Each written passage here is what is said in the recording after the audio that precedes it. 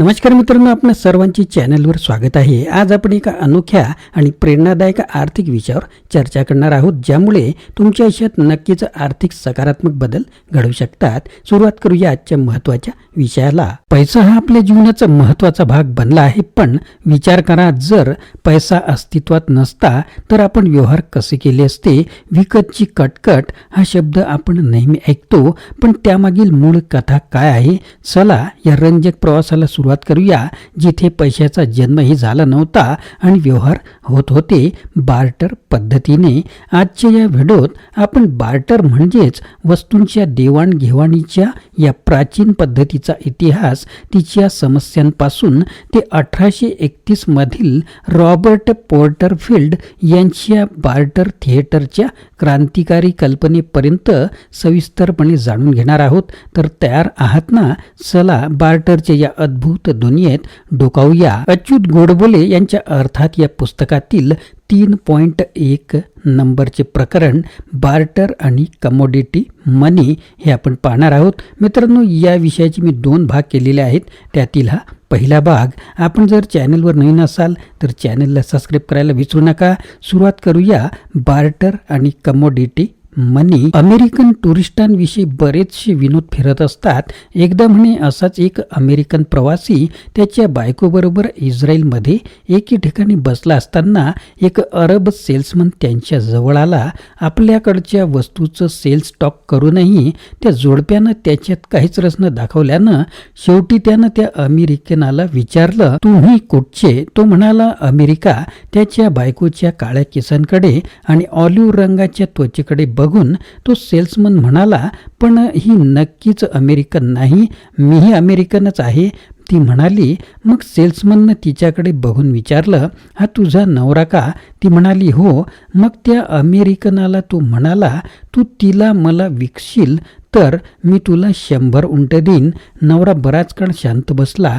शेवटी विचार करून म्हणाला, ती विक्रीसाठी नाहीये. तो सेल्समन निघून गेल्यावर बायकोनं हसत त्याला विचारलं, तू उत्तर द्यायला एवढा वेळ का घेतलास? त्यावर तो म्हणाला, ते उंट 100 उंट अमेरिकेला सहजपणे नेता येतील का याचा मी विचार करत होतो. यावर बायकोचा चेहरा बघण्यासारखाच झाला. हे सांगायला नकोच, आज हा आपल्याला विनोद जरी वाटत असेल, पण एकेकाळी बायका या चक्क विकतही घेतल्या जायच्या, आणि त्याही गुरंढोरं, धान्य यांच्या मोबदल्यात. तेव्हापासून बहुधा विकतची कटकट हा वाक्प्रचार निघाला असावा. आपल्याला हे ऐकून आश्चर्य वाटेल की अनेक वर्ष मानवी इतिहासात पैसा असा शब्द नव्हता. पैसा नव्हता. अलीकडचे चेकबुक, क्रेडिट कार्ड अशा गोष्टी तर सोडाच, पण साधी नाणी आणि नोटाही नव्हत्या. पण व्यवहार मात्र होत असत, आणि ते वस्तूतलेच असत. त्यालाच वस्तू विनिमय म्हणजेच बार्टर म्हणतात. बार्टर तसं खूप पूर्वीपासून चालत असे. युरोप आणि आशिया इथल्या टोळ्या 12,000 वर्षापूर्वीही उरल पर्वतापाशी नेहमीच वस्तूंची देवाणघेवाण करायला भेटत. हजारो वर्ष ही बार्टर पद्धती टिकली. पण बार्टरमध्ये प्रश्न यायचेच. लोकांच्या गरजा मॅच व्हाव्या लागायच्या. समजा ज्याच्याकडे गाय आहे त्याच्या तांब्याचं एक अवजार, टूल हवं असेल तर त्याच्याकडे बरोबर तसंच अवजार आहे, आणि ज्याला गाय हवी आहे असा माणूस शोधावा लागे. बरोबर हेच कॉम्बिनेशन शोधणं आणि ते तसं मिळणं आणि त्यातून ती वस्तू पसंत पडणं हे मोठं कठीण काम होतं. आणि यात पुन्हा कदाचित 2 ऐवजी 3 माणसं एकत्र येण्याची गरज भासे. उदाहरणार्थ, अ माणसाकडे गाय आहे आणि त्याला कुऱ्हाडी हव्यात. ब कडे कुऱ्हाडी आहेत पण त्याला गहू हवाय. तसंच तिसऱ्याकडे गहू आहे पण त्याला गाय हवी. आता यामध्ये फक्त दोघांनी म्हणजेच अ आणि ब, किंवा ब आणि क, किंवा क आणि अ यांनी एकत्र येऊन व्यवहार होऊ शकत नाही.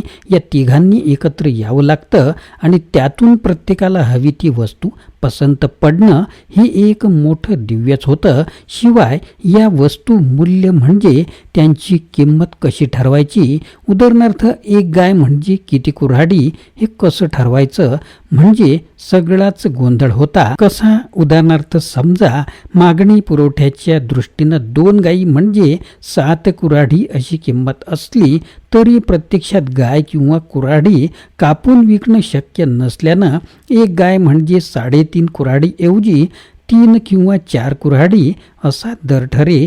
बार्टर पद्धतीनं नाटकं ही पूर्वीपासून बघितली जात. नाटक बघायला पैसे देऊन तिकीट काढण्याऐवजी काहीतरी वस्तू आणायच्या अशी ही बार्टर थिएटरची कल्पना होती. 1831 साली अशा बार्टर थिएटरच्या नाट्यगृहाची इमारत उभी राहिली. व्हर्जिनियन नावाचं नाटक 14 जानेवारी 1876 रोजी दाखवलं गेल्याची एक नोंद आपल्याला मिळते. या नाटकातून मिळालेले पैसे त्या नाट्यगृहाच्या डागडुजीसाठी वापरले गेले. जेव्हा नाटक चालू नसे तेव्हा त्या इमारतीचा उपयोग अनेक कार्यालयांसाठी होई. या इमारतीच्या छपरावर एक फायर अलार्म बसवलेला होता. रात्री किंवा दिवसा जर कुठे आग लागली तर तो वाजत असे. जर तो वाजला आणि तेव्हा कुठलंसं नाटक चालू असलं तर आहे त्या पोजमध्ये सगळ्या नटांना स्टॅच्यू होऊन तो सायरन बंद होईपर्यंत राहावं लागे. हा अलाराम 1994 सालापर्यंत होता. नंतर तो आधुनिक पद्धतीप्रमाणे इलेक्ट्रॉनिक करण्यात आला. पुढे 1929 साली चालू झालेल्या अमेरिकेतल्या महाअरिष्टाच्या म्हणजेच डिप्रेशनच्या काळात पुन्हा ही बार्टर थिएटरची कल्पना वर आली. याच काळात रॉबर्ट पोर्टरफिल्ड नावाचा एक तरुण कलाकार नट त्याच्या व्हर्जिनियातल्या मूळ गावी परतला. तो एक भन्नाट कल्पना डोक्यात घेऊनच आला. त्या प्रांतातल्या भाज्या आणि फळं देऊन त्याच्या मोबदल्यात लोकांना नाटकं बघू द्यायची ही ती कल्पना. लोक या कल्पनेला सुरुवातीला हसले आणि त्यांनी त्याला चक्क वेड्यात काढलं. पण त्या पठ्ठ्यानं जिद्द काही सोडली नाही. पुढे 10 जून 1933 रोजी त्याचं नाट्यगृह खुलं केलं. तुमच्याकडच्या ज्या काही भाज्या विकल्या जात नसतील त्या घेऊन या आणि तासभर तरी खळखळून हसा, अशी त्यानं त्याची जाहिरातही करायला सुरुवात केली. ज्यांना शक्य होईल त्यांनी 40 सेंट्स द्यावेत, नाहीतर भाज्या आहेतच, अशा तऱ्हेनं ते नाट्यगृह सुरू झालं. आणि मग काय विचारता, लोकांनी नाटक बघायला ही गर्दी केली. डिप्रेशनच्या काळात बऱ्याच गोष्टी विकल्या जात नव्हत्याच. मग उगाच त्या वाया घालवण्याऐवजी नाटक बघायला काय हरकत आहे, असा विचार त्यांनी केला होता. हॅम्लेट बघायचंय ना, मग हॅम म्हणजेच डुकराचं मांस घेऊन या. ही हॅम फॉर हॅम्लेट ही कल्पना खूपच हिट झाली. फक्त 25% लोकांनी पैसे देऊन नाटक बघितलं. बाकीच्यांनी अनेक भाज्या, फळं, जिवंत प्राणी आणि काय काय आणायला सुरुवात केली. या बार्टर थिएटरमध्ये नटांना काम करताना मात्र आत येणाऱ्या प्रेक्षकांनी आणलेल्या कोंबड्यांच्या आवाजांनी थोडासा व्यत्यय जाणवत होता. पण तो ते आनंदानं हसून सहन करत असत. त्या स्टेजच्याच बरोबर खाली एक तुरुंग होता. त्यातले कैदीही अधूनमधून वर ऐकू जाईल एवढ्या जोरानं डायलॉग मारत. पण प्रेक्षक आनंदानं सगळं समजून घेत असत. या तुरुंगाच्या जागेच्या नंतर रेबीज झालेल्या कुत्र्यांना बांधून ठेवण्यासाठी उपयोग सुरू झाला. त्यानंतर बार्टर थिएटर चालू झाल्यावर त्याचंच नटनट्यांना कपडे बदलण्यासाठी आणि रंगरंगोटी करण्यासाठी लागणाऱ्या ड्रेसिंग रूममध्ये रूपांतर झालं. पहिल्याच सीझनमध्ये बार्टर थिएटरनं $4.35 हे पैशाच्या स्वरूपात तर जेलीची 2 मोठी पातेली आणि इतर बरंचसं धान्य, भाज्या आणि प्राणी मिळवले होते. या काळात या बार्टर थिएटरमधल्या सगळ्यांचं मिळून 300 पौंडांनी वजन मात्र वाढलं. आजही या बार्टर थिएटरचा दरवर्षी एक तरी प्रयोग होतोच आणि त्या नाटकाचं तिकीट म्हणून आजही अन्नधान्य द्यावं लागतं. बार्टर थिएटरची परंपरा मोठीच आहे. या थिएटरमध्ये प्रेक्षकांशी थेट जवळून बोलल्यासारखं वाटतं, म्हणून कित्येक नटांना ते प्रियसुद्धा आहे. एवढंच काय, पण मोठे मोठे नावाजलेले नट नट्या या बार्टर थिएटरमधून प्रयोग करून गेले आहेत. त्याच ग्रेगरी पेक, पेट्रिशिया नील, ह्यूम क्रॉनिन, गॅरी कॉलिन्स यांच्यासारखी बरीच नावं आहेत. याशिवाय या नाटकातून मिळालेलं उत्पन्न किंवा पदार्थ हे चॅरिटीसाठी किंवा सामाजिक विधायक कामाकरता करण्याचाही एक मोठा प्रघात आहे. अमेरिकन कॅन्सर सोसायटीसारख्या अनेक संस्थांना बार्टर थिएटर मदत करते. पुढे रॉबर्ट पॉटरफिल्ड 1971 साली मरण पावला. 1963 साली राष्ट्राध्यक्ष जॉन एफ केनेडींनी त्याचं खूप कौतुक केलं होतं. ते काही उगाच नाही.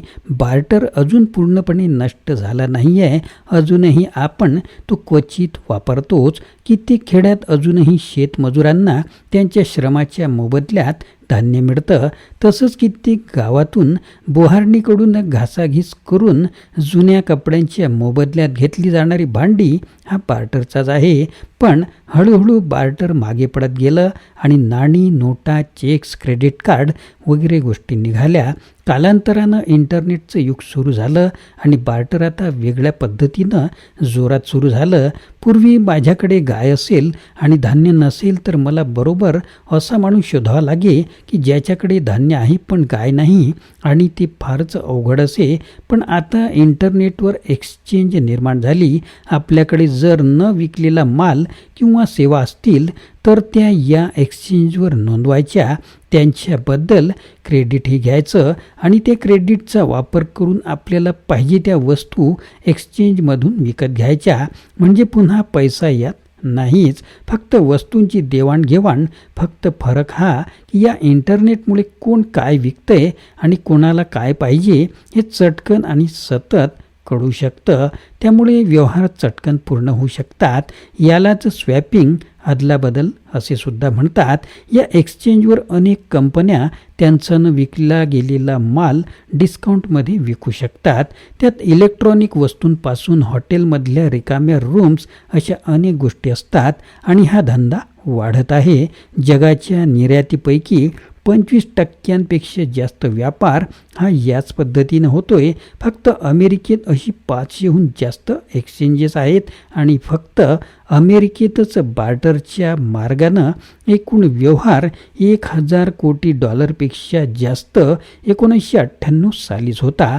आज तो आणखी बराच वाढतोय. आता वेब 2.0 या तंत्रज्ञानामुळे हे इंटरनेट बार्टर हे प्रकरण आणखीनच सोपं होणार आहे. तर मित्रांनो, बार्टर पद्धती ही केवळ व्यवहाराची एक साधी पद्धत नव्हती, तर ती मानवी इतिहासाचा एक महत्त्वाचा टप्पा होती. विकतची कटकट हा वाक्प्रचार ज्या समस्यांमधून जन्माला आला त्या समस्यात मात करून मानवी समाजाने पैसा ही संकल्पना शोधून काढली आणि अर्थव्यवस्थेच्या नव्या पर्वाला सुरुवात सुद्धा केली. 1831 मधील रॉबर्ट पॉटरफिल्ड यांच्या बार्टर थिएटरपासून ते हॅम फॉर हेल्मेट यासारख्या नाविन्यपूर्ण कल्पनांपर्यंत या पद्धतीने आपल्याला व्यवहारात एक वेगळाच दृष्टिकोन दिला आहे. आजही काहीतरी दिलं आणि काहीतरी मिळालं या तत्वावर आधारित अनेक गोष्टी आपल्या जीवनाचा भाग आहेत. त्यामुळे इतिहासाच्या या प्रवासातून आपण खूप काही शिकू शकतो. मित्रांनो, आशा आहे की तुम्हाला हा व्हिडिओ आवडला असेल. कृपया लाईक करा, शेअर करा आणि तुमच्या मित्रांसोबतही हा व्हिडिओ शेअर करा. चॅनलला सबस्क्राईब करा आणि आमच्यासोबत या शिक्षणाच्या प्रवासात सामील व्हा. पुन्हा भेटूया अशाच प्रकारच्या आगळ्या वेगळ्या व्हिडिओमध्ये. धन्यवाद.